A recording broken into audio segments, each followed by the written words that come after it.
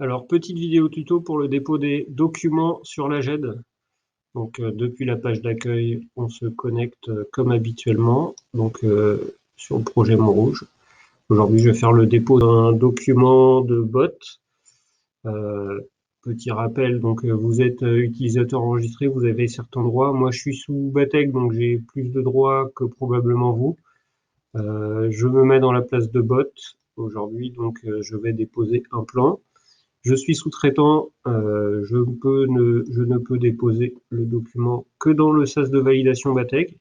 Donc je vais dans mon lot.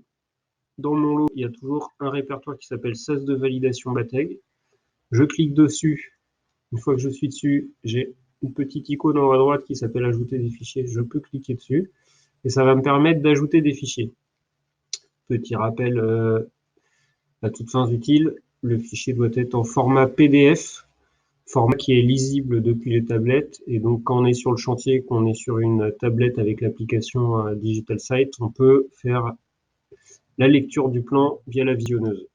Donc, je vais choisir mon document. C'est un document PDF.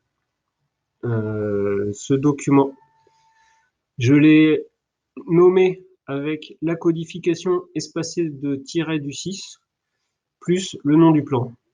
Alors ça, c'est la petite astuce, c'est quand vous le nommez avec des tirets du 6, je vais l'ouvrir, j'ai la codification qui s'inscrit toute seule. Sinon, en fait, si vous ne le faites pas, vous pouvez le remplir manuellement, c'est un peu plus pénible. Donc vous allez chercher chaque menu déroulant, le choix, donc vous voyez, on peut même corriger si on s'est trompé dans le nom de fichier PDF, c'est pas grave. Mais ça permet de gagner un peu de temps.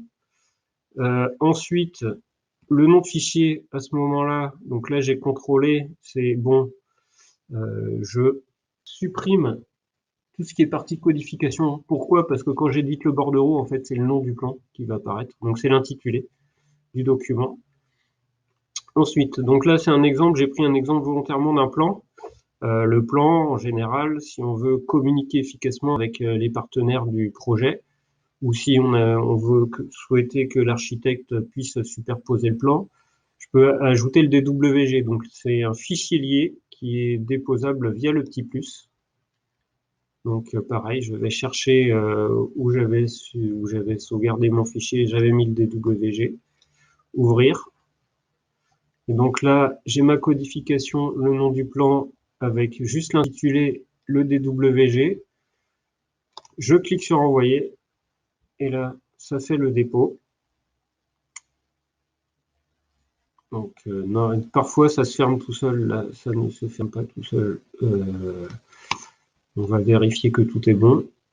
Donc du coup, là, j'ai bien un petit encart qui dit que les fichiers sont envoyés sur le serveur. J'ai mon fichier avec le nom l'intitulé du document qui est là, la codification qui est bien remplie.